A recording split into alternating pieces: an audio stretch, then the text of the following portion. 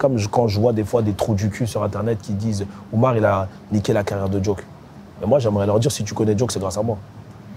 Donc j'ai rien niqué du tout. Si tu l'écoutes, c'est grâce à moi. Donc avant de dire que je l'ai niqué, déjà, dis-moi merci de te l'avoir fait connaître. Parce que déjà, sans moi, tu le connais même pas. Même que tu me poses la question, ça me fout la haine parce que ça veut dire qu'en quelque sorte, même toi, tu y crois. Si tu y crois pas, tu m'en parles même pas. C'est une dinguerie de me poser cette question. Où est-ce qu'on se trouve aujourd'hui? Au Parc des Princes. Pourquoi le parc? Le parc parce que, au-delà du fait que je sois supporter, c'est un symbole pour nous les Parisiens. Les deux gros symboles pour moi, c'est la Tour Eiffel et le Parc des Princes. Et je passe plus de temps au Parc des Princes qu'à la Tour Eiffel. Donc pour moi, ce lieu, il me représente un peu plus. Aujourd'hui, pour une fois, je m'adresse à quelqu'un qui est très reconnu dans l'industrie musicale, mais qui reste quelque peu identifié par le grand public. Là, je le fais rarement, mais avant de commencer, est-ce que tu peux te présenter en quelques mots pour celles et ceux qui ne te connaissent pas? Je m'appelle Oumar. Ça fait une quinzaine d'années que je travaille dans l'industrie de la musique. Je suis originaire du 91, je suis producteur. J'ai jamais fait autre chose que manager en fait. J'ai commencé comme ça. Je pense que c'est avec des échanges de visions et d'idées que les premiers artistes avec qui j'ai travaillé m'ont fait confiance tout de suite. Il y avait Pete Bacardi, il y a Kennedy qui a suivi juste après, si je dis pas de Ouais, bêtises. c'est ça. Au-delà d'être compétent, j'imagine, comment t'expliques qu'on t'ait confié des artistes à succès comme ça à cette époque-là? Ouais, je manquais d'expérience, mais je manquais pas d'envie. Tu vois, je manquais pas d'envie et je pense que j'avais quand même des idées. Sinon, les mecs, ils m'auraient pas fait confiance comme ça. Je pense que tout tourne autour de discussions qu'on a pu avoir et de ma vision. Parce que pour avoir de la vision, t'as pas besoin d'expérience. L'expérience, c'est vrai que tu en as besoin, mais le plus important, c'est ton amour et ta culture. Et je pense que c'est ça qui crée les affinités entre les hommes dans notre métier. Ça démarre par ça, en tout cas. Ce qui crée le premier feeling, je pense que c'est déjà la culture. Le fait déjà que quand on parle entre nous, nos échanges ils soient sincères, qu'ils vont dans le même sens. On comprend qu'on vient des mêmes milieux, qu'on écoute les mêmes choses, qu'on aime que l'environnement il est similaire. C'est ça qui crée la confiance, tu vois. Et je pense que c'est ce qui a tout déclenché. Donc t'avais pas un autre rôle, toi, pour la compilation première classe? Si. Ok. Mais en fait, la compilation première classe, comment ça se passe en tant que manager de Pete? On décide de lancer la compile. Il y a ce côté un peu DA aussi qui intervient. Mais mon rôle de base, c'était manager de Pete. Ensuite, après la compile, c'était naturel qu'on la fasse ensemble. Mais parce que au-delà d'être manager, j'ai toujours eu cette fibre artistique. Tu vois, j'ai toujours été un mec de studio, j'ai toujours été un mec qui a préféré passer mes temps au studio qu'au bureau, chercher les prods, réfléchir aux combinaisons, qui on va appeler, qui on va mettre, avec qui, tu vois. Donc ma fonction a dépassé celle de manager finalement. Mais ma fonction première, c'était manager de Pete. Les difficultés que j'ai rencontrées, c'est plus des difficultés un peu personnelles. Tu vois, tu te mets ta propre pression. Parce que tu te dis, je suis jeune, je viens d'arriver dans cette industrie avec des gros artistes. Il faut que je montre que je suis quelqu'un d'utile et que je peux y arriver et qu'ils ont, entre guillemets, bien fait de me faire confiance. Tu sais, quand tu t'occupes d'artistes, tu l'aides à évoluer dans sa carrière. Ta vision, tu peux la mettre en place qu'avec certains artistes, pas avec tous. Et tu as toujours la frustration de te dire que, putain, si j'avais mon propre label, eh ben, je pourrais un peu plus facilement mettre en place ma vision. Parce que quand tu es juste manager, entre guillemets, bah forcément, bah, y a la maison de disques peut-être, ou l'artiste, ou le producteur, ou quoi. Tu as beaucoup de gens finalement autour de l'artiste qui décident et que l'avis du manager reste qu'un avis. Avoir une responsabilité un peu plus grande, avoir un peu plus mon mot à dire sur le marketing, sur l'image, sur la promo, sur l'artistique. Il fallait que je monte mon propre label et que je puisse signer mes propres artistes, avoir ma propre vision. Mais c'est vrai que quand tu es producteur, que tu es manager, l'artiste te fait beaucoup plus confiance parce que finalement, il parle avec moins d'interlocuteurs. Tu vois, ça veut dire qu'on est entre nous, on fait notre salade à nous et il y a moins de gens qui peuvent interférer entre toi et l'artiste. Tu vois, et c'était ça qui était important pour moi. Donc c'est là que tu crées GoldenEye. Ouais. On est en quelle année? GoldenEye, c'est 2007. Donc en fait, je me rendais compte à cette époque-là que tu peux être le meilleur rappeur que tu veux, mais si t'as pas le son, c'est compliqué. Et moi, je sais que tout le monde a toujours voulu avoir des artistes, des rappeurs, des machins. Et moi, je me suis toujours dit non.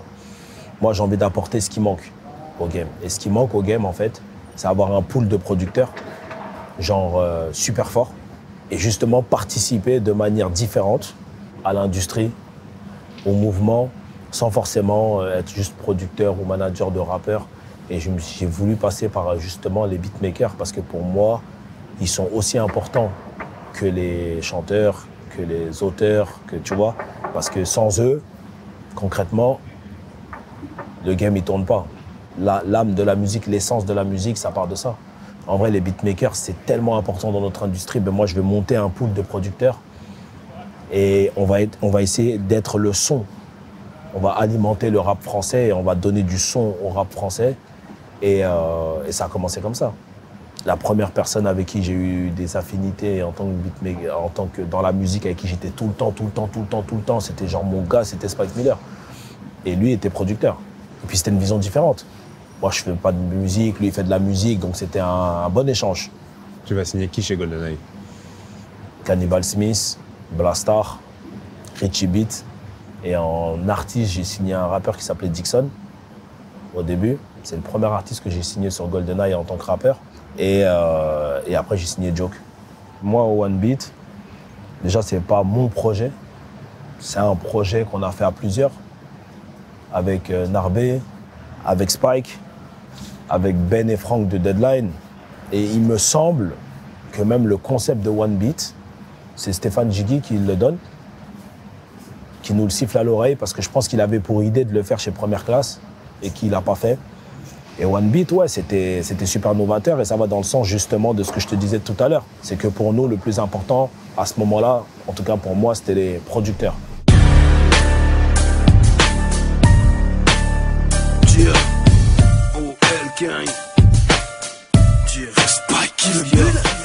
Donner aussi un rôle aux producteurs et montrer qu'aujourd'hui, les producteurs, c'est le poumon.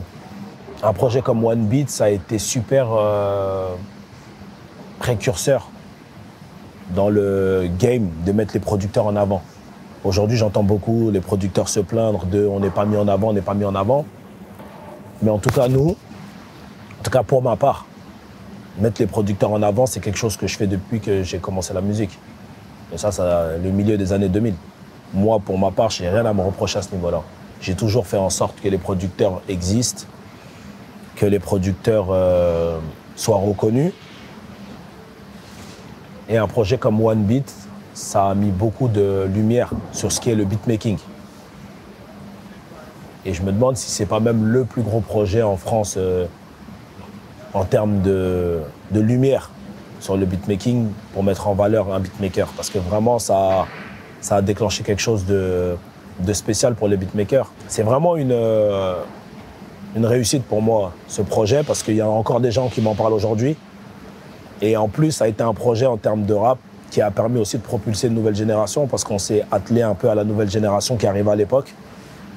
Et ça a été vraiment un plaisir de faire ce projet, parce que c'était super original et enrichissant artistiquement. Et musicalement, j'ai beaucoup appris avec ce projet. Beaucoup appris avec ce projet. J'en ai que des bons souvenirs. Parce que finalement, tu sais, les beatmakers, en tout cas ceux avec qui moi je bossais, ils n'avaient pas cet ego de briller, etc. Ils voulaient juste servir la musique. Ils voulaient juste délivrer des prods pour que les rappeurs soient le plus à l'aise et faire des gros titres. Ils n'avaient pas l'ego de briller, de forcément montrer c'est moi, c'est pas moi. L'idée, c'était juste de faire du son. Et moi, je kiffais, on faisait des séances studio, ça faisait du son, ça écoutait du son.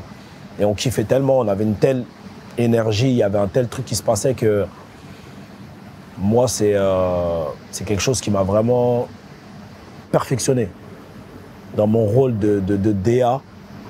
Quand je suis en studio, quand tu as cette notion de production, tu vas beaucoup plus vite et tu es beaucoup plus efficace en studio, même pour conseiller tes artistes derrière. Les aider, les orienter. Il y a beaucoup de mecs aujourd'hui, c'est des producteurs ou des managers qui les emmènent en studio et c'est des incapables. Ils ne peuvent pas comprendre ce truc-là parce qu'ils n'ont pas assez passé de temps en studio ou ils ont passé trop de temps avec des rappeurs et pas assez avec les autres. Tu vois, pas assez de temps à étudier finalement ce qu'est le beatmaking, qui est aujourd'hui pour moi on va dire une discipline aussi importante que apprendre à chanter ou apprendre à rapper. Et moi, ce qui est bien, c'est que j'ai fait les deux. Donc aujourd'hui, c'est pour ça que avec mes artistes, j'ai aussi cette chance d'être d'une aide réelle avec eux en studio. Def Jam, comment ça se passe? Je développe Joke. Ça se passe bien. Je fais un premier EP avec lui qui s'appelle Kyoto, sur lequel on a des très bons retours. Ensuite, on fait un deuxième EP qui s'appelle Tokyo, sur lequel on a des très bons retours. Donc là, forcément, tu as toutes les maisons de disques qui s'affolent, qui veulent le signer. J'ai une offre de Def Jam de signer Joke et de me prendre en tant que DA. Donc à l'époque, pour moi, c'est un moyen encore supplémentaire, on va dire, d'apprendre. Tu sais, quand tu es indépendante extérieure, il y a plein de choses que tu ne comprends pas de ce qu'ils font. Mais pourquoi ils font ça comme ça? Pourquoi ils font ça comme ça? Si c'est nul, c'est pas bon. Et des fois, tu te dis, bon, le meilleur moyen de comprendre, c'est d'y aller. Et en tant que gars qui a envie d'ouvrir son propre label, on va dire plus tard, même si j'avais déjà ouvert GoldenEye, mais j'avais pas signé vraiment de rappeur, c'était vraiment autour du beatmaking. Mais je me suis dit, demain, si je suis amené à signer des artistes, maintenant plusieurs, 1, 2, 3, 4, il me manque ce côté un peu interne, inside. Et pour moi, ça a été une opportunité sur le coup que je pouvais pas refuser. Et t'as jamais eu peur qu'on te reproche, peut-être qu'on l'a fait d'ailleurs, un conflit d'intérêts? Moi, on me propose un truc, j'y vais. Mon business, il était là, c'était pas une cachette. Hein. J'allais pas mettre GoldenEye à la poubelle parce que je travaille chez Def Jam. J'ai des producteurs avec qui je travaille depuis des années, avec qui on a fait des tubes dans tous les sens. Je vais pas me cacher. Et... Non, moi, c'était une condition que tout le monde savait, en fait. Et en vrai, de vrai, conflit d'intérêts, il y en a sans en avoir. Demain, que je sois chez Def Jam ou pas, si j'emmène une prod de Richie, si j'emmène une prod de Blastar, j'emmène une prod de Smith, elle tue, elle rentre, que je travaille chez Def Jam ou pas. Ça veut dire que le fait de travailler chez Def Jam, ça m'a pas non plus facilité. Si la prod elle est nulle, elle est nulle. Le rappeur va pas la prendre parce que je travaille chez Def Jam et que je suis directeur artistique de chez Def Jam. Et oui, ça me donnait peut-être accès aux artistes du label, mais avant d'être chez Def Jam, j'avais déjà accès à tous les artistes parce que je connaissais déjà tout le monde. Donc pour moi, c'était pas un truc de fou d'être chez Def Jam, surtout que c'était un nouveau label. Il faut savoir que quand j'arrive chez Def Jam, il y a quasiment pas d'artistes. Le label venait d'être créé il n'y a même pas un an. C'est pas comme si j'arrivais sur un label où il y avait déjà 200 artistes, super installés, super établis, et qu'on est dans une dynamique incroyable et que j'arrive et je récupère tout. Je suis arrivé au commencement. Il n'y a que les gens de l'extérieur qui pouvaient ressentir ça, des gens qui avaient peut-être un peu, voilà, tu sais, de la jalousie, des trucs comme ça. Ouais, mais attends, c'est pas normal, c'est pas normal. Mais globalement, ça m'est jamais vraiment été reproché. En tout cas, moi, j'ai pas entendu. Il y a eu d'autres choses comme ça, d'autres faits que tu as raconté, que tu n'as jamais raconté peut-être avant. Par exemple, on parle de Jul que tu avais conseillé à Universal en 2013, ouais. Qu'ils avaient refusé. Ouais. Ça, c'est vrai, ça? C'est vrai. C'est vrai, j'ai parlé de Jul à Benjamin parce qu'un jour, il y a Mac Taylor qui m'appelle. Il me dit, frérot, il y a quelqu'un qui est venu dans mon studio pour me faire écouter un artiste. C'est un nouveau mec de Marseille, il s'appelle Jul. C'est de la dinguerie. Ah ouais, et tout. Il me dit, gros, c'est trop. Il va tout péter, lui. T'as des titres, t'as des trucs que je peux écouter. Il me dit, ouais, viens, passe au studio. Ils m'ont laissé 1 ou 2 titres, un truc comme ça. Je vais au studio, j'écoute, je dis, oh, c'est de la dinguerie. Le lendemain, j'arrive à Universal et on a une réunion artistique avec Benjamin et toute l'équipe. Et je leur dis, hey, il y a un rappeur qui s'appelle Jul, il fait méga mal. Tout le monde rigole en mode, mais qu'est-ce que tu racontes? Je dis, hey, les gars, il est fort. Jul, il est fort. Il faut se positionner sur lui maintenant. Il va tout baiser. Non, ça ne nous intéresse pas. Écoute, hein, on va dire la sensibilité artistique, chacun, tu vois, c'est voilà. Ça, c'est pas comme si c'est moi qui ai raté la signature, genre chez Spectaculaire, je voulais le signer, je l'ai pas signé. C'est leur erreur. Moi, je m'en fous. Après, c'est pas dit que non plus Jul allait le faire, mais à cette époque, il était quand même un peu en recherche, je pense. Donc, s'ils avaient été un peu malins, je pense qu'ils l'auraient eu.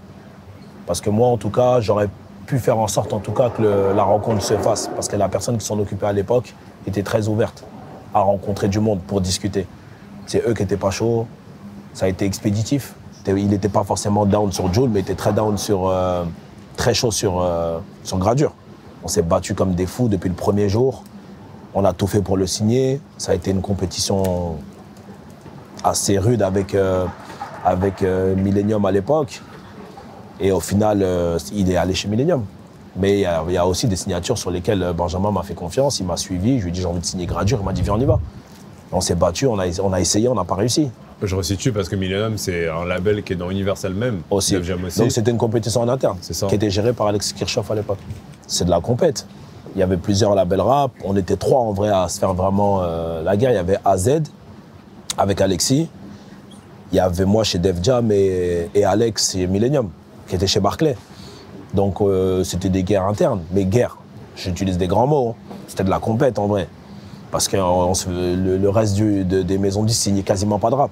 Donc en vrai, les 3 gros labels en France qui signaient du rap, c'était nous 3. Donc forcément, on était toujours positionnés nous 3 et c'était toujours la guerre à nous 3. Mais c'était une guerre saine, hein, ça va. Hein. On s'est jamais mis de gifle. Hein. Mais c'était guerre de business. C'était guerre de business pour réussir à avoir le meilleur roster possible. On va un peu parler des artistes dont tu t'es occupé chez Def Jam. On va pas faire tout le monde, mais il y en a forcément sur lesquels il faut revenir. Ouais. On va commencer par Joke. Ouais. Comment tu le découvres? Sur Internet, via Blastar. Mon beatmaker m'envoie quelque chose et il me dit putain Omar, il y a un petit là, il s'appelle Joke. Faut que tu te penches dessus, il est fort. Ah ouais, sérieux? Ouais, il est vraiment fort, tout ça, tu devrais regarder. Je regarde et là, ouais, direct. Je dis ah ouais, lui, il a un truc. Et c'est le genre d'artiste sur lequel je me suis dit ça, je peux me positionner. Parce que c'est trop différent de ce qui se fait. Et il a l'air ouvert d'esprit, on va pouvoir faire des trucs cool. Je lui envoie un message, on se voit, on a une bonne discussion, très bonne discussion, où on échange sur tout en fait, parce que lui, c'est un rappeur, mais qui collabore avec des mecs de l'électro, etc. Donc il avait une réflexion artistique qui était assez riche et large. Donc on s'entend super bien et on se tape dans la main. On fonce ensemble, on se dit vas-y, c'est parti. Donc quand je le signe, on fait MTP Anthem pour annoncer la signature chez GoldenEye. Et c'est le premier morceau de Joke avec nous, produit par Richie Beat. Et je pense que c'est aussi ce qui lance sa carrière officiellement dans le rap game, tu vois. C'est ce morceau qui déclenche tout. Toc toc, je suis à ta porte. Je te fume comme le tabac, je te prends à la gorge. Voilà la horde, t'es désaccordé. Jeune fougue, jeune loup, mais je suis pas à ta portée. Et ça lance le truc, ça lance l'aventure Joke. J'ai fait Tokyo, Kyoto et Ateyaba. Et DeLorean Music avec lui. On a vécu des bonnes choses, des très bonnes choses. Même pour moi, c'était nouveau, tu vois, prendre un artiste, le signer, avoir ce succès, faire des tournées, remplir des salles, alors qu'on a commencé tout en bas. Non, c'était très fusionnel. Franchement, on a réussi à faire quelque chose qui, je pense que même nous, on ne s'y attendait pas à avoir ce type de retour aussi vite, parce que finalement, Joke, ça a été rapide, en vrai. Entre le moment où on commence et le moment où il commence à avoir un réel buzz et qu'il se passe vraiment quelque chose, c'est pas si long que ça. C'est 1 an de charbon et ça y est. Ça commence à péter de partout. Toi, c'était quoi tes espérances pour Joke? Tu comptais aller jusqu'où avec lui? Parce que on le dit, même tu viens de me le dire, il y a toujours eu de grosses attentes autour de lui, il y a toujours eu de gros retours, mais j'ai l'impression que ça s'est jamais vraiment concrétisé en termes de chiffres. Sur quoi tu te bases pour dire que ça s'est jamais vraiment concrétisé? Je me base sur Ateyaba, par exemple. Ouais, mais c'est un album. Donc, tu peux pas parler d'une carrière sur un album. Tu dis il y a eu plein d'attentes qui se sont jamais concrétisées. Comme ça, on a sorti 13 albums et sur les 13, finalement, il n'y a jamais de résultat. On a sorti un album, c'était un jeune artiste, il a sorti 2 EP avant. Les mecs l'attendaient comme si c'était l'album de Dr. Dre. À un moment, c'est tranquille. Joke, c'était un mec qui faisait de la musique qui n'était pas mainstream. On ne vient pas du mainstream. En fait, c'est ça qui me fait rigoler sur Joke, c'est qu'on a toujours un débat comme si on sortait l'album le plus mainstream de l'année, c'était l'artiste le plus mainstream. Le mec, il vient de la wave. C'est de la fusion entre l'électro, le rap. Personne n'a jamais fait ça. C'est une fusion, c'est de la musique tellement compliquée à développer. Je crois que les gens ne se rendent pas compte de ce qu'on a réussi à faire avec lui sur le début. Ça a créé des enfants, ça a créé un mouvement. Les gens, ils regardent que les ventes de disques, mais il ne faut pas regarder ça, il faut regarder ce que ça a apporté pour la culture. Aujourd'hui, Joke, ce qu'il a apporté pour la culture, c'est très grave. Les gens ne se rendent même pas compte qu'aujourd'hui, il y a une partie du rap qui existe parce qu'il a fait. Tu vois ce que je veux dire? Et ça, c'est trop important de le dire. Même si aujourd'hui, je ne travaille plus avec lui, il ne faut pas être fou. Il faut être réaliste. Il me semble qu'il faisait partie des albums les plus streamés à l'époque sur Spotify. Mais comme ça ne comptait pas dans les chiffres, ben forcément, ce n'était pas dedans. Le mec, il arrive à faire une tournée, des festivals de partout. Il déclenche une wave. On travaille avec Nike, on travaille avec la plus grosse marque de sportswear au monde. On est l'un des premiers rappeurs français, le premier rappeur français à faire une collab au global. pour la sortie de la Vapor Max, et les gens, ils veulent te le vendre comme si c'est un semi-échec. Je ne sais pas ce que les gens ils attendent, finalement. Moi, j'estime qu'avec Joke, on n'a jamais fait de mauvaise musique. Jamais on a fait de la mauvaise musique. S'il est autant attendu, c'est pourquoi? Parce que vous parlez comme si c'était un échec, mais si c'est un échec, normalement, il est lâché. Plus personne ne parle de lui, c'est terminé, poubelle. Il n'a rien sorti depuis au moins 5 ans. Il est encore attendu. Ça ne peut pas être un échec. Vraiment, les gens ils sont durs avec lui parce que c'est un mec de Montpellier qui arrive dans le rap game où il n'a pas d'amis. Il se crée sa famille en peu de temps. Il arrive à faire des feats avec Mac Taylor, Niro, Rimka, Seth Gecko, Dossé, Mylet, comme Lino d'Arsenic. Il fait des morceaux avec eux. Et il tient, le gars. Il a 20 piges, 21 ans. Il tient. Il est là, il est présent. Et après, derrière, on me dit, ouais, mais Ateyaba. Non, Ateyaba, c'est un putain d'album qu'une partie du public a aimé, une autre partie n'a pas aimé. Et les gens, ils te disent, ouais, mais Kyoto, Tokyo. Mais Tokyo, ça a moins vendu qu'Ateyaba. Donc dans ce cas-là, qu'est-ce qu'on doit dire? Que Tokyo, c'est nul, parce qu'Ateyaba, c'est mieux. Ça a plus vendu. En fait, je comprends pas, en fait. Sur quoi on base la qualité d'un album? Même sur les chiffres, tout le monde est déçu, mais vous êtes déçu à ma place. Les gens, ils sont déçus de quoi, en fait? Ils sont déçus à ma place. C'est eux qui produisent. On dirait que c'est leur argent. Non, nous, on n'est pas déçus, on était contents. Joke, c'est pas un projet qui était en échec. Joke, c'était un projet. C'est comme si demain, les gens, ils m'appellent, ils me disent, Imani, vous avez échoué. Sur Imani, je fais 3000 première semaine. Sur Imani, avec le streaming. Avec Joke, je fais 8 ou 9 000 première semaine sans streaming. On me dit qu'on a échoué. Mais les gens, c'est des fous. Et par contre, on me dit qu'Imani, c'est une réussite. Je comprends plus rien. Faut m'expliquer. Je regarde pas une carrière sur un album et surtout pas sur un premier album. Un album. Et les gens, ils veulent déjà parler. C'est des conneries, ça. Moi, pour moi, Joke, c'est, en tout cas, à mon niveau, à moi, en tout cas, ce que moi, j'ai fait avec Joke, pour moi, c'est que de la réussite. J'ai rien à me reprocher. Il a rien à se reprocher lui-même. Enfin, j'espère. Je parle pas à sa place. Mais en tout cas, ce qui est sûr, c'est que pour moi, ce qu'on a réussi à faire, c'est un truc de fou. On a fait un truc en 2011, 2012, on est en 2021, tu m'en parles. Je peux pas voir ça comme un échec. Et du coup, qu'est-ce qui a entraîné votre séparation? Comment te dire? On s'est même pas embrouillé. Hein. On s'est séparés dans un calme le plus plat. C'est-à-dire qu'on n'en a jamais parlé, que ce soit lui ou moi. On laisse les gens raconter leur vie. Et j'entends des Oumar, il a enfermé la Joke, il a bloqué ses contrats, il empêche de sortir ses albums. Il est enfermé de rien du tout, il est signé chez Capitol, il sort ses albums quand il veut. J'ai plus rien à voir avec ça. On s'est séparés parce qu'on n'allait plus dans le même sens. J'allais à gauche, il allait à droite. Et finalement, c'est sa carrière, c'est pas la mienne. C'est lui qui décide pour lui, je décide pas pour lui. C'est un grand garçon aujourd'hui. J'ai aucun problème avec ça. Ça a toujours été très respectueux entre nous. Tu vois. Après, s'il y a d'autres choses plus profondes pour lui de son côté, ça sera à lui de vous le dire. Mais moi, en tout cas, pour moi, il n'y a pas de problème. On n'a pas de problème humain. Et je pense qu'on a fait quelque chose ensemble qui aujourd'hui lui sert encore. Parce que s'il y a de l'attente aujourd'hui encore autour de lui, c'est parce qu'on a fait des choses ensemble. Et tu vois, c'est comme quand je vois des fois des trous du cul sur Internet qui disent « Oumar, il a niqué la carrière de Joke ». Mais moi, j'aimerais leur dire « Si tu connais Joke, c'est grâce à moi ».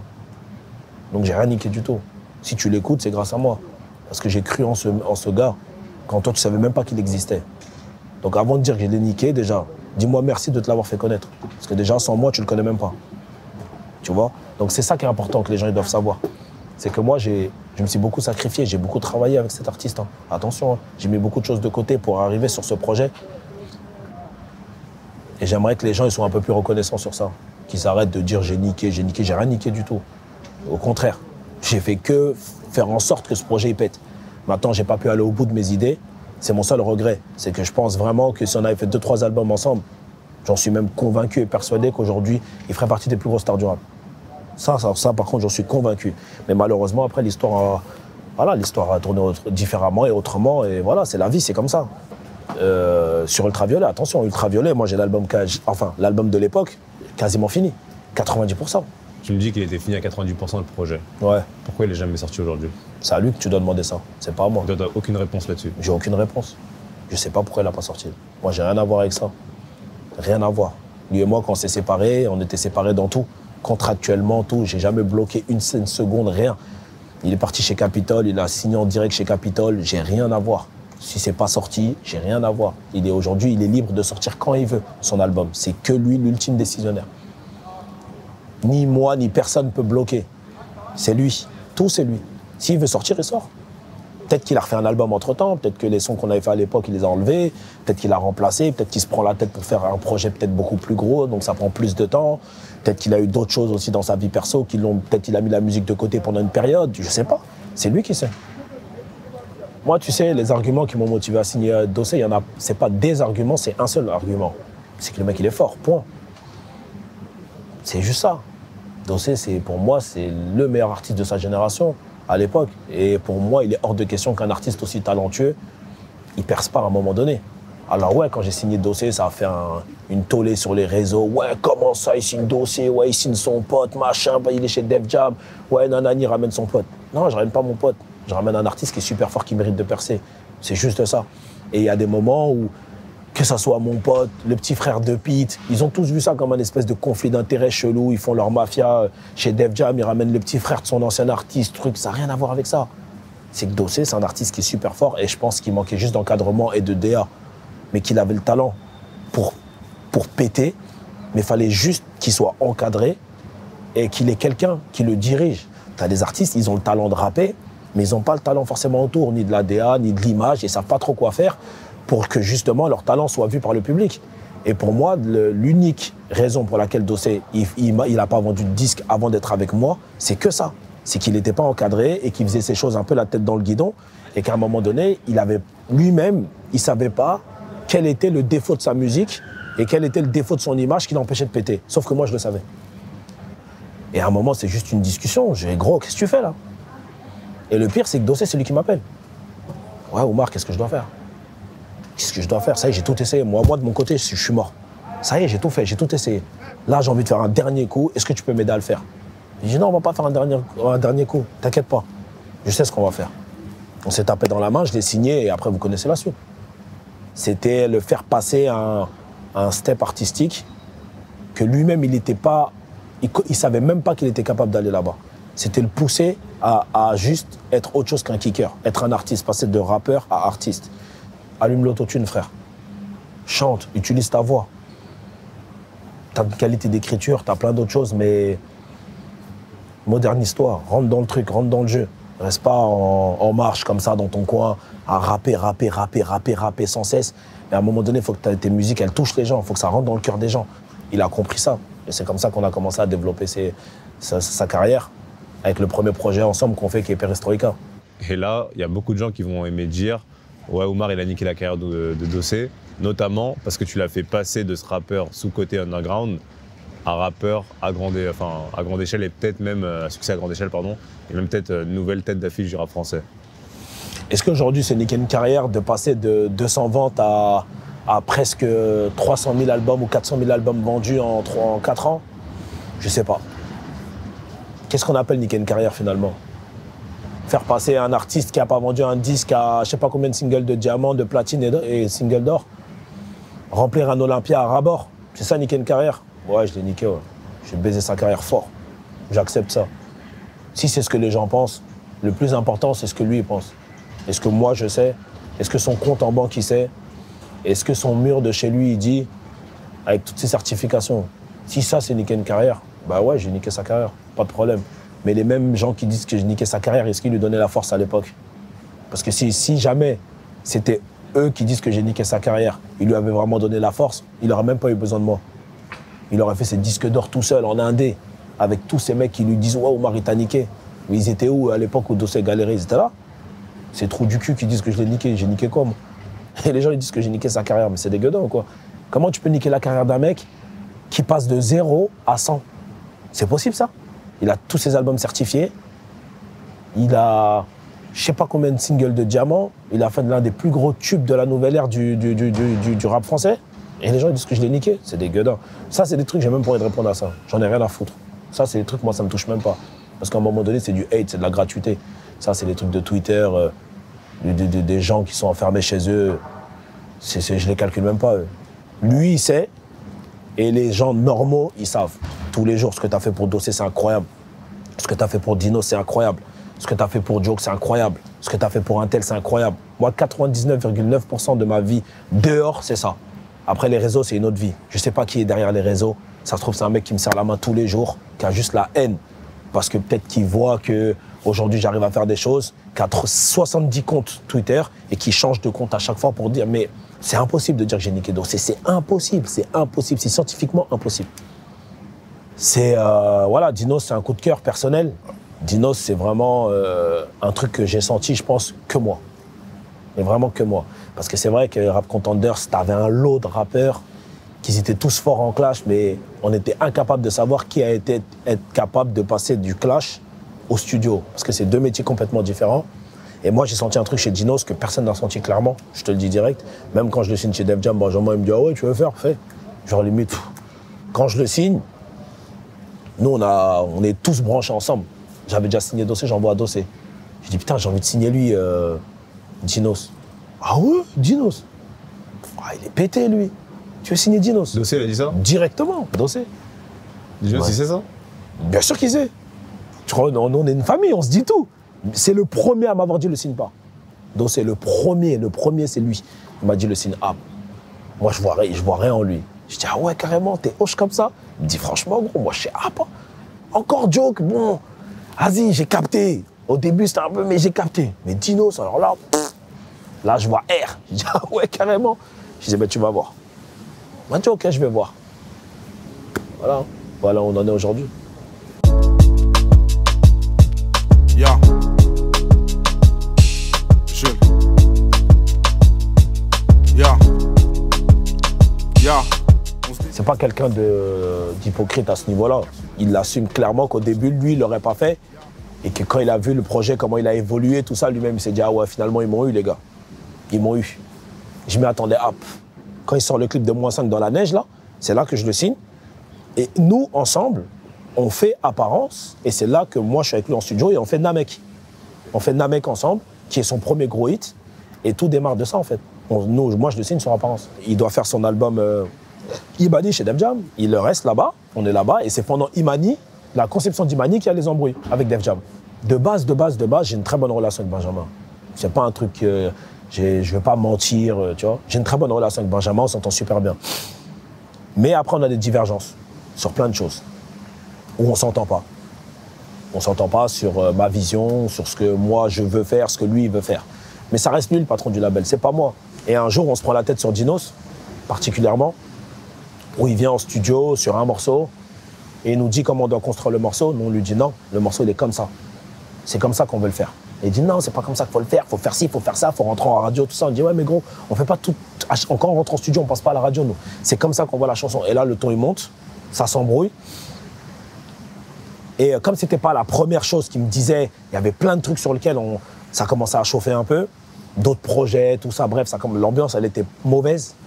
Ça a été un peu la goutte d'eau qui a fait déborder, donc j'ai pété un câble. Et là, je lui envoie un mail où je lui dis que je me barre de Def Jam, que je ne veux plus travailler avec lui parce que vas-y, j'en ai marre en fait.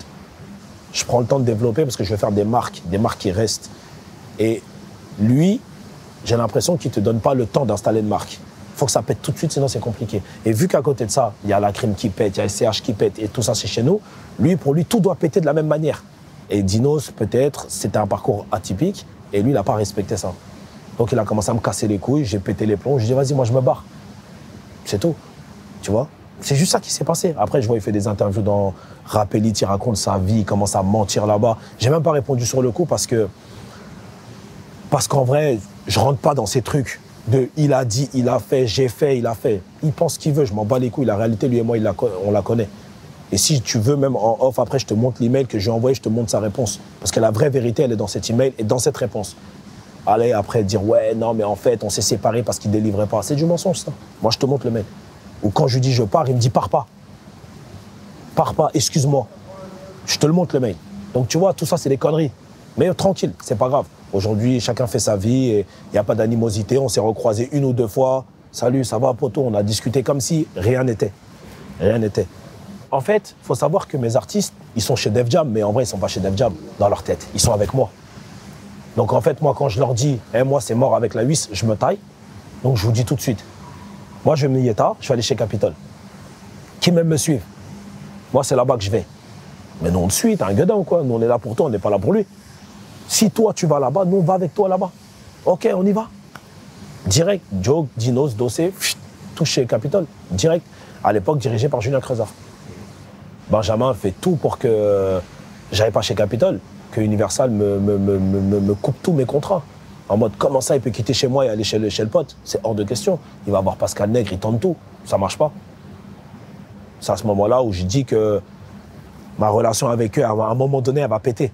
Je sens que là, c'est l'heure de mettre en place ce que j'avais en plan à la base. En arrivant chez Def Jam, c'est monter mon truc. Donc là, je dis, c'est maintenant qu'il faut que je monte mon label. Indépendant tout de suite et que je récupère mes artistes. Parce que du jour au lendemain, vu comment c'est en train de partir en couille, ils peuvent me refaire le coup une deuxième fois, sauf que là, ils ne m'auront pas. Parce que maintenant, les artistes, contractuellement, ils seront chez Spectaculaire. Donc, ils décideront de rien. Et c'est ce que j'ai fait. Et qui dirige Capitol quand tu arrives? Julien Creusard. Je parle avec Julien Creusard. Et je lui dis, gros, embrouille chez Def Jam, comment on fait? Il me dit, ah ouais, putain.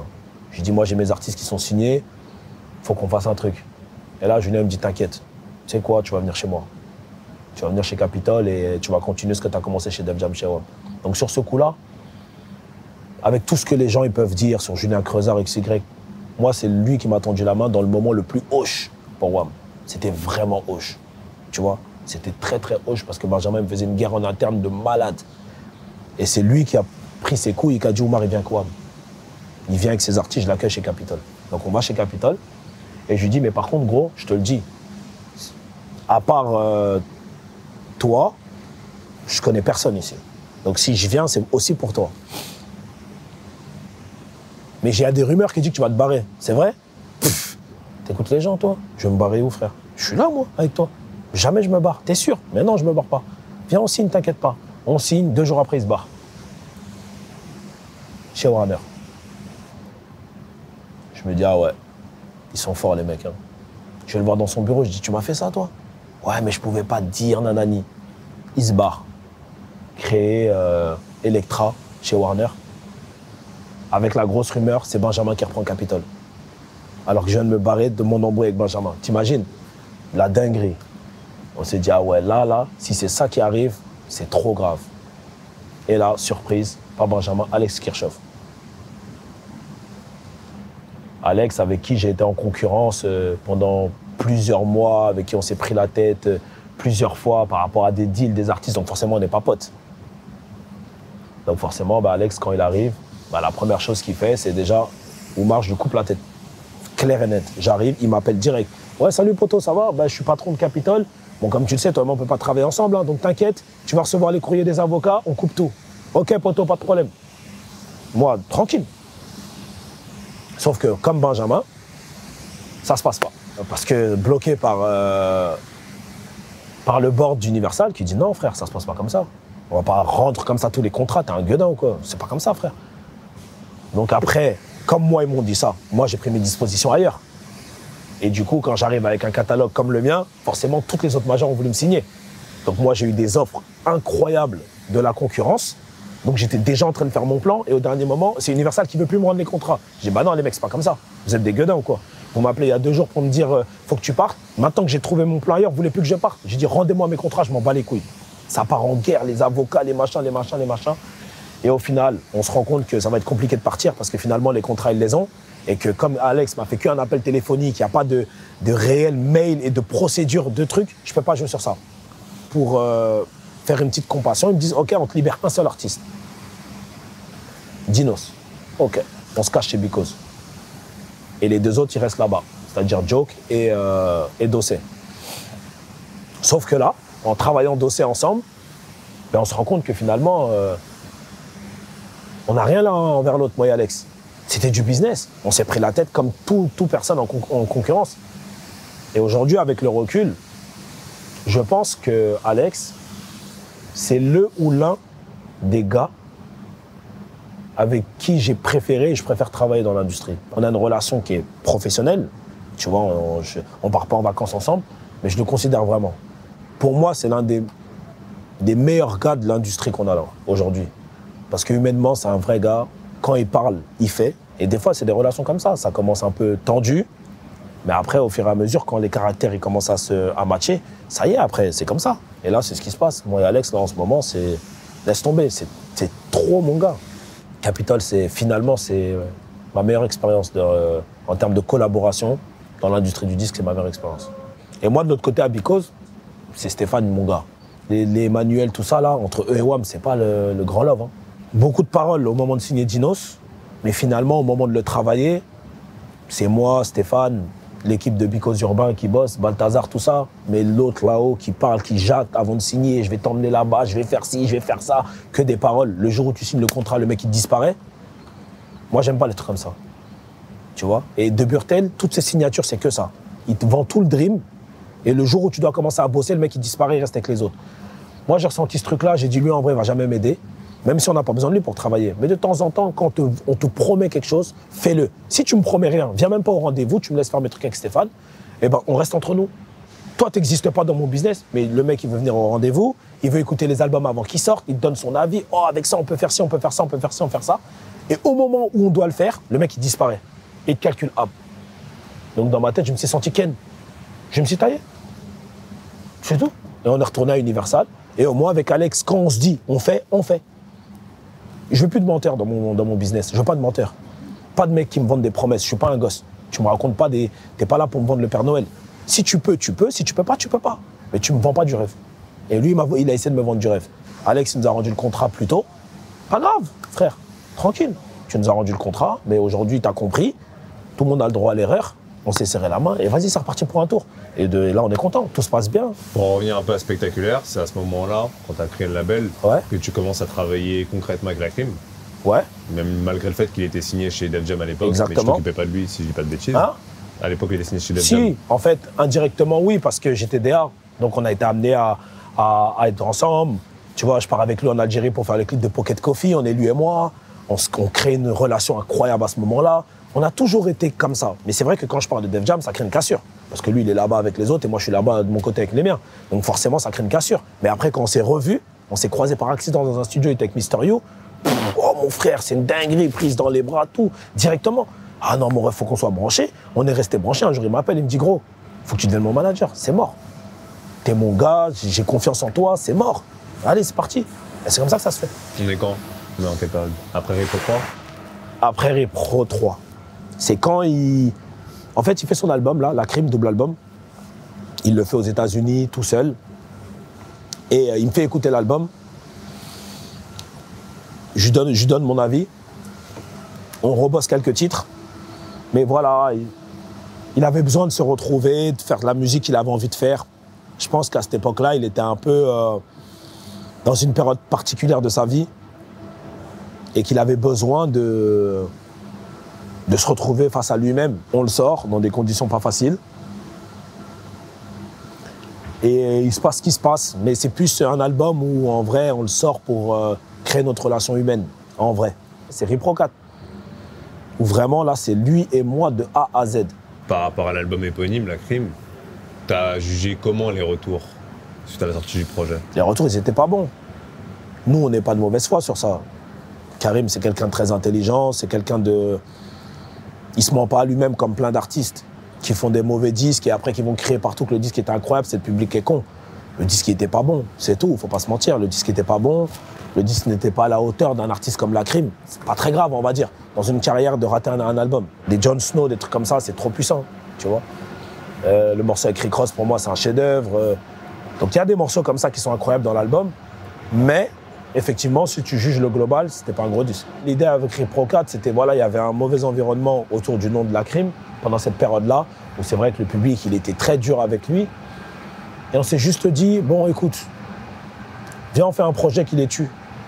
Artistiquement, quand même, il y a un parti pris, parce qu'il s'engage dans la drill, sur certains titres, tout ça, mais c'est du La Crime. C'est du La Crime, pas forcément de prise de risque énorme au niveau de l'artistique, s'entourer des gars avec qui il a une bonne entente, d'où les feats, etc.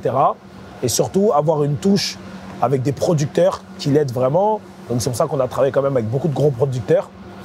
Et voilà, Repro 4, c'était vraiment le projet du repositionnement de La Crime dans le rap-jeu, dans le paysage. En mode, bon, ok, d'accord. Sur ça, on a merdé, mais sur la suite, on va pas merder. Et pour moi, on n'a pas merdé du tout. L'album qui arrive là est très important. Parce que c'est l'album d'une nouvelle partie de sa carrière, peut-être, qui va se lancer si l'album est réussi. Moi, je pense qu'on a un très gros album, perso. Je trouve que l'album, il est incroyable. Artistiquement, on a réussi à faire quelque chose de fort. Moi, ma petite fierté dans tout ça, c'est d'avoir réconcilié Corps et Lacrim, qui était quand même pas gagné. Donc pour tous les gens qui pensent que moi et Corps, c'est chelou ou quoi, au contraire, c'est moi qui prends mon téléphone, qui appelle Corps, arrête de faire le con, qui dit à Lacrim, arrête de faire le con. Vous avez fait quelque chose d'historique à l'époque ensemble. Venons s'asseoir à 3 et venons les baiser ensemble. C'est quoi ces conneries-là? Ça part d'une photo, hein. Je suis avec Lacrim dans un tourbus, on se fait un selfie, j'envoie à Corps. Je dis ton gars, je suis avec ton gars. Ça le touche, Corps, quand il voit ça. Il ne sait pas parler avec Lacrim depuis 5 ans, un truc comme ça. Il voit ça, il dit ah ouais. Je dis frérot, arrêtez vos conneries, venons, on y va là. Moi, je sais ce que j'apporte à Lacrim, je sais ce que Corps peut apporter à Lacrim. Et je pense qu'à 3, on est intouchable. Il retrouve le rôle de réalisateur, sauf qu'après, voilà, les prods, elles viennent un peu de partout. Il y a beaucoup de prods de Corps, il y a des prods de Mega, Ken et Ryu, il y a des prods de Chapeau, Heisenberg, tout ça. On a bossé en famille, on a fait ce projet. Mais voilà, Jamel, il chapeaute le projet, parce que moi, en vrai, j'ai un côté DA, tout ça, mais je ne suis pas un artiste, je ne suis pas un producteur, je ne fais pas de son. Donc c'est quand même bien d'avoir un mec à côté de moi qui gère toute cette partie artistique réelle. Surtout que leur duo a déjà fait ses preuves. Écoute, ce qui se passe, c'est que voilà, j'ai signé plein de nouveaux artistes. Il y a Marie Plassard que vous connaissez déjà. J'ai signé un rappeur aussi qui s'appelle Momsi. J'ai un groupe d'Orléans aussi qui s'appelle la VV, que je suis en train de développer. C'est-à-dire qu'aujourd'hui, c'est développer des nouvelles marques, encore et toujours, parce que c'est ça mon vrai kiff, et faire en sorte que mes artistes en place soient toujours en place. Et j'espère en 2022 sortir un projet de tous mes artistes pour faire une grosse année. Donc j'ai un gros retour de Dossé l'année prochaine, un nouveau Dinos, un nouveau Lacrim, et tous mes artistes en développement présents, avec une grosse tournée de Dinos aussi l'année prochaine. Et voilà, hein, on continue à charbonner. Tant qu'on a encore envie et qu'on a encore la foi, on va continuer à bosser dans ce sens-là. Dans la musique, maintenant, c'est plus d'un point de vue business et d'un point de vue aussi un peu lobbying, où j'aimerais que le mouvement hip-hop soit un peu plus puissant sur certaines institutions, qu'on arrive à s'imposer un peu plus dans certaines choses. Peut-être avoir plus de médias pour nous, peut-être avoir plus d'événements autour de nous, peut-être avoir plus de cérémonies autour de nous, peut-être avoir des meilleurs rapports avec les marques, tous ces trucs-là en fait. Un truc pour que notre musique soit beaucoup plus en place et laisser un truc aux petits frères de vraiment costaud pour que quand après nous on va arrêter, eux ils puissent arriver dans un environnement où on a déjà quand même défoncé certaines portes pour eux. Après c'est pas moi à titre personnel, c'est un truc un peu plus global où j'essaye quand même d'un peu plus discuter avec des gens pour qu'on arrive à mettre des choses en place pour notre culture et pour laisser quelque chose quand je vais arrêter, parce que je ne vais pas tarder à arrêter. Ça y est, j'ai fait mon temps. Enfin, j'ai fait mon temps. Je commence à avoir vu beaucoup de choses. Donc, en tout cas, aujourd'hui, je pense plus à la fin qu'au début. Ça, c'est sûr et certain. Je ne me vois pas continuer encore très, très, très longtemps. Après, des fois, tu sais, c'est des phrases que tu dis comme ça, mais il se passe des événements qui te donnent envie de recommencer. Tu signes des nouveaux artistes, ça pète, t'éclates, t'es enjaillé, tout se passe bien. Mais peut-être que aussi, j'aurais envie de faire autre chose. Si j'arrête spectaculaire, j'arrête la musique directe. Je me porte pas la poisse, tranquille. J'ai 2-3 idées. On verra comment j'arriverai à les mettre en place. Mais en tout cas, c'est sûr que au moins une fois par semaine, je pense à quand est-ce que je dois arrêter. Ok. Là, Omar, on arrive à la fin de l'interview. Avant qu'on se quitte, je le demande toujours. Est-ce qu'il y a un sujet que tu aurais aimé aborder et dont on n'a pas parlé? Non, on a fait le tour des choses, on va dire. C'est bon pour toi?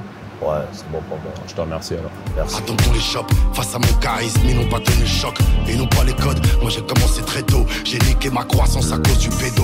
Je vais jamais te lâcher par une paire de tétons, j'ai frotté ma gueule avec la poussière.